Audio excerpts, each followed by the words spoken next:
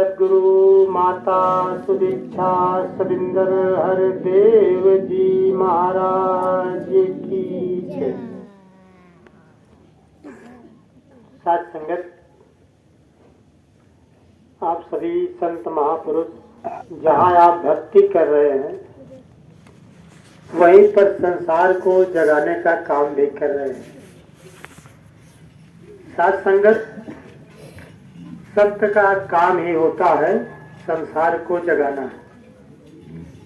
संपूर्ण अवतारवाणी के शब्द आ रहे हैं कि गाफिल में ये मानव तो सोया हुआ है, जाग जा और उठ करके अपना काम कर लो, जिस काम के लिए आप इस संसार में आए हो। तो साथ संगत, संत तो जगाते हैं, लेकिन जो असंत होते हैं वो सुलाने का काम करते हैं, क्योंकि वह इस ज्ञान से नहीं जुड़े हैं। उन्हें पता नहीं होता है कि मैं जो कर रहा हूँ ये अच्छा है या खराब। वह अपने स्वार्थ के वशीभूत होकर के ऐसा काम करते हैं। लेकिन संत जो होता है वो स्वार्थी नहीं होता है, परमार्थी होता है, जो दूसरों का भला चाहता है। संत उसे कहते हैं जिसका संसार से अंत हो गया होता है। सत से होता है संसार या संशय, और अंत से अंत होता है। संशय और संसार से अंत हो जाता है जिसका। संसार संशय का ही बना ही हुआ है, इसलिए वो परमार्थी होता है, दूसरों का ही चाहता है। संत बड़े परमार्थी, जिनके शीतल अंत औरों को शीतल करे देकर अपना रंग। तो साथ संगत, ये दूसरों की भलाई सोचते हैं, दूसरों को जगाने का काम करते हैं। साथ संगत, शरीर से तो संसार जागा हुआ है। अभी महापुरुषों के विचार आ रहे थे, शरीर से तो जाग रहे हैं, लेकिन आत्मा उनकी सो रही है। अभी आत्मा जो शरीर का संचालन कर रही है, निराकार का अंश, ईश्वर अंश, जीव अविनाशी, चेतन अमल सहज सुख राशि, सो माया बद भयो गुसाई बधे की मरकट की नाई। बहुत गुणवान है आत्मा, ये ईश्वर का अंश है, अविनाशी है, इसका विनाश होने वाला नहीं है। चेतन है, चैतन्य अवस्था में रहती है, अमल है, पाप से रहित है। जब निराकार से अलग हुई तो बिल्कुल निर्मल थी, किसी भी प्रकार का दोष इसके अंदर नहीं था, क्योंकि निराकार जो है, परमात्मा जो है, बिल्कुल निर्मल है। तो ये भी निर्मल थे, सहज शांत अवस्था में थे। निरंकार को आप देखते हो, जो ज्ञान लिए है, बिल्कुल शांत अवस्था में है, हिलता डुलता नहीं है, इसीलिए इसको अचल भी कहा जाता है। ये हिल डुल नहीं सकता। सहज सुख राशि, सभी सुखों की खान थी। दुनिया के सारे सुख थे, लेकिन बात फंस गई जब निराकार से अलग होकर के संसार में आई। तो संसार तो माया का ही है। जो नौ प्रकृतियों का बोध आपको कराया गया, तो बताया गया कि ये नौ वस्तु जो दृष्टिमान है, इसको कहते माया है। तो इसको रहने के लिए घर क्या मिला? माया का घर मिला। जो आपका शरीर है, ये 5 तत्व का बना हुआ है। जैसे मकान होता है तो ईंट, गारे, आज लोहे आज का बनता है, उसी तरह से इसको रहने के लिए जो मकान मिला, जो घर मिला, वो माया का मिला। छित जल पावक गगन समीरा, पंच रचित अति अधम शरीरा। मिट्टी है, आकाश है, जल है, हवा है और पानी है। जल, हवा और अग्नि है, 5 है। तो पांचों ये नाशवान है। आप देख रहे हो चूल्हे में अग्नि जल रही है, लेकिन कुछ देर समय के बाद शांत हो जाएगी। तो 9 वस्तु जो है, 9 प्रकृति, इसमें से 5 प्रकृति को मिला करके निराकार ने इसको रहने के लिए एक घर बना दिया। जैसे आप अपने बच्चों के लिए घर बना देते हो, तो बच्चे आपके उसी घर में रहते हैं, लेकिन कुछ दिन के बाद वो घर बुढ़ा हो जाता है, गिरने लगता है, पुराना हो जाता है जिसे कहते हो। तो इसी तरह से भी नाशवान है ये घर। तो जिस घर में जो रहता है उसी वातावरण में वो ढलता भी है। इसी तरह से एक सुंदर आत्मा है, लेकिन माया के वातावरण में रहने के कारण ये माया से गिर गई। तो माया बस भयो गुसाई, तो इसकी दुर्दशा क्या हुई? बधेव कीट मरकट की नाई, ये तोते और बंदर की तरह बढ़ गई। तोता आपने देखा होगा किलकारियां खूब मारता है, लेकिन जब पिंजड़े में आ जाता है तो उसकी सारी हरकत समाप्त हो जाती है। और बंदर की भी यही हालत होती है, उछल कूद करता है डाली डाली, लेकिन जब मदारी के हाथ में आता है तो जैसे जैसे मदारी इशारा करता है वैसे वैसे वो नाचता है। तो जैसे माया के घर में रहने के कारण माया से के वशीभूत हो गया, तो माया भी जैसे जैसे इशारा करती है वैसे वैसे निराकार का अंश आत्मा भी नाचने लगी। तो वो सोने की अवस्था हो गई। तो इसी सोने की अवस्था से जगाने के लिए संत आते हैं कि मानो तुम गाफिल हो करके, अनजान हो करके सो रहा है, आप उठ जाइए, जागृत अवस्था में आ जाइए, और जिस काम के लिए आप इस संसार में आए हो वो अपना काम करके तब जाइए। आए हो इस जहां में, क्या काम है तुम्हारा? ठहरोगे किस मकाम में, लौटोगे जब दोबारा? कि संसार में आप आए हो तो आपका काम क्या है, और जब संसार छोड़ करके जाओगे तो किस मकान में लौटोगे? हाँ, कैसे मकान को समय का सदगुरु बताता है कि आपका असली घर कौन है। आपका असली घर निराकार है। जैसे जल होता है, जल का असली स्थान होता है समुद्र, और जैसे जैसे वो माया से घिरता है, सूरज की गर्मी से ऊपर उठता है, बादल का रूप लेता है, फिर बरसात के रूप में आता है, तो कहीं गड्ढे में पड़ता है, गंदा होता है, तो कहीं नदियों में जाता है, कहीं तालाबों में। लेकिन जो जल बहते बहते नदियों से होकर के चला जाता है, वो फिर पुनः उसी समुद्र में समा जाता है। तो फिर उस पानी को आप निकाल नहीं सकते कि यही पानी हमारे गांव से गया था। कोई पहचान सकता है? नहीं पहचान सकता। इसी यही स्थिति जीव की होती है। तो आपका वास्तविक घर निराकार है, और 84 लाख योनियों में इस आत्मा को भटकना पड़ता है।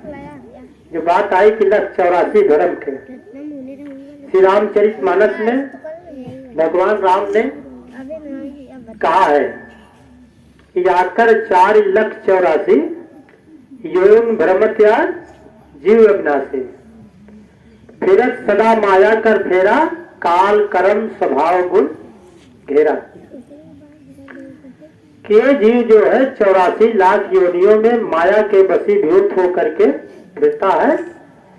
काल माने समय, कर्म और स्वाभाविक गुणों से घिरा हुआ। समय जैसे होता है उसी अनुसार इसकी उम्र भी कम ज्यादा होती है। सतयुग में कहते हैं मानव की उम्र 1 लाख वर्ष थी, और त्रेता में आते हुए उसका 1/10 भाग हुई, तो 10,000 वर्ष। कहा जाता है कि रामचंद्र जी 11,000 वर्ष सिर्फ राज किए थे, माने थोड़ा सा ज्यादा है। फिर द्वापर में आई तो 1,000 वर्ष हुई। जब कलयुग आया तो मानव आयु कितनी है? 100 वर्ष, लेकिन कुछ लोग 100 वर्ष से अधिक जीते हैं। जैसे श्री रामचंद्र जी 11,000 वर्ष राज किए थे, लेकिन मानक इकाई 100 वर्ष मानी गई है। तो समय के अनुसार इसकी उम्र भी घटती जाती है, और कर्म और जैसा कर्म मानव करता है उसी अनुसार उसकी उम्र भी कम ज्यादा हुआ करती है। साथ संगत कर्म के बारे में शाहनशाह जी कहते हैं, कण रोगी मन भोगी होता है पाप के बुरे कमाई से, पर मानव विश्वास न करके करता है कर्म कसाई के। भटक भटक कर मर जाए पर मानव ना आराम करे, अपनी पद को खोकर मूर्ख संग को भी बदनाम करे। अवतार करे सदगुरु ये कृपा, कुकर्मी और नकारे पर घर घर उसकी पूजा होती, जो आवे गुरु द्वारे पर। अगर सदगुरु कृपा कर देता है तो जो इसके दर पर आ जाता है उसकी घर घर में पूजा होने लगे। तो कौन पूछता था मुझे तेरी बंदगी के पहले, मैं वो बुझा हुआ चिराग था तेरी रोशनी के पहले।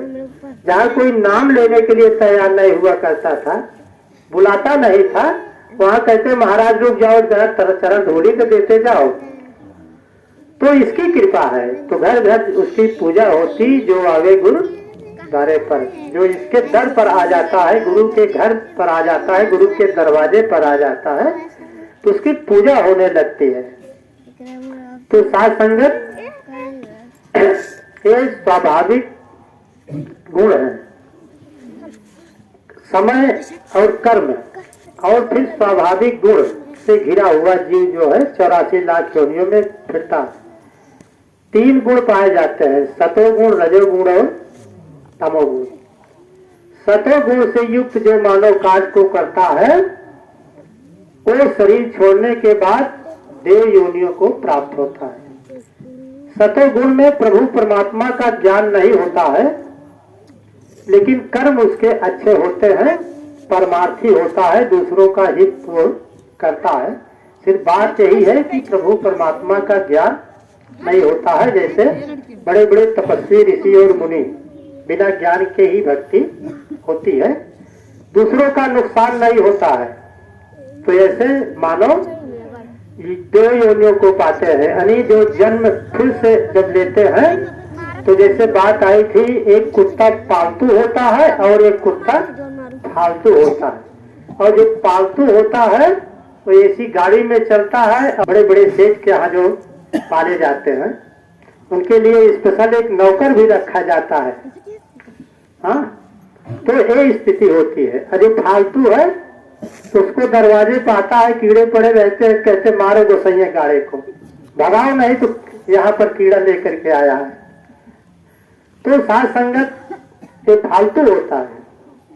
तो जो सतोगुण से युक्त कार्य को करता है वो देव योनियों को पाता है। पुनः जब मानव होता है तो बलवान, धनवान, बुद्धिमान, बड़े बड़े अधिकारी होता है, बड़े बड़े सेठ होते हैं। तो सासंगत और जो रजोगुण से संबंधित कार्य को करते हैं। रजगुण होता है यश, कीर्ति, मान और बड़ाई का। शिलालेख में आपने देखा होगा, लिखा रहता है फला सेठ ने 5051 दिया, फला ने फला की लड़की की शादी में इतना दिया। मन, यश, कीर्ति, मान, बड़ाई के लिए जो कर्म होते हैं ये रजोगुण से संबंधित होते हैं। ऐसे मानव भी दूसरों का नुकसान नहीं करते हैं, तो ये शरीर छोड़ते हैं, लेकिन ज्ञान नहीं रहता है परमात्मा का। तो ये शरीर छोड़ते हैं तो पुनः मनुष्य की योनि में आते हैं। मनुष्य से मनुष्य उनको फिर से मौका मिल जाता है, लेकिन तम माने होता है अंधेरा, यानी अंधकार से युक्त जो कार्य को करता है ऐसे गुणों से युक्त। ऐसे मानव जब शरीर छोड़ते हैं तो त्रियग योनि में जाते हैं। त्रियग माने 3 योनियों में जाते हैं। और ऐसे गुणों को राक्षसी गुण भी कहा जाता है। श्री रामचरित मानस में राक्षसी गुण की व्याख्या की गई है। रावण के बारे में, बाढ़े खलबल चोर जुआरा जे लंपट पर धर पर डरा। बहुत से चोर और जुआरी पाए गए हैं जो दूसरों के धन और दूसरों की स्त्रियों का हरण कर रहे हैं। जे लंपट पर धन पर डारा, माने ही मात पिता नहीं देवा, माता और पिता को नहीं मानते हैं। साधन संग करवावे सेवा, जो सज्जन पुरुष होता है उससे सेवा लेते हैं जबरदस्ती। संपूर्ण अवतार वाणी में बाबा जी ने भी लिखा, संत जनों को ए जग वाले एक दौराना कहते हैं। संत जग वाले निज स्वार्थ के खातिर बैर कमाते रहते हैं। तो वही है साधु संग करवावे सेवा। एक कथा भगवान शंकर जी माता पार्वती जी से सुना रहे थे, तो भवानी शब्द आया है, जिनके आचरण भवानी ते जाने निश्चर सब सारे। हे पार्वती जी, इस प्रकार के आचरण जिनके जिनके अंदर पाए जाए उन सभी प्राणियों को तुम राक्षस ही समझना। इसलिए रावण उत्तम कुल पुलस्त कर नाती, उत्तम कुल और पुलस्त ऋषि का नाती था, ब्रह्मा का पनाती था, ब्रह्मा जी का पनाती था, लेकिन लोगों ने राक्षस कहा और आज भी मूल काट कर गांव में खड़ा कर दिए है उसका। देखो तो रावण खड़ा है, उसके सर नहीं रहता, एक दिन सर लगाते हैं। तो वो राक्षसी गुण से युक्त था, इसीलिए उत्तम कुल का होने के कारण भी राक्षस। तो तमो माने अंधेरा होता है। तीन गुणों से युक्त जो कार्य को करता है वो तीन योनियों में जन्म लेता है। पहला है जो जमीन पर घिसक करके चलते हैं, और दूसरा जो जमीन के ऊपर चार पैर वाले गाय भैंस कुत्ता बिल्ली ये होते हैं। घिसक कर चलने वाले सांप बिच्छू गोजर कीड़े मकोड़े, और तीसरे होते हैं जो जमीन के ऊपर उड़ने वाले हैं, जिसे पक्षी कहते हो।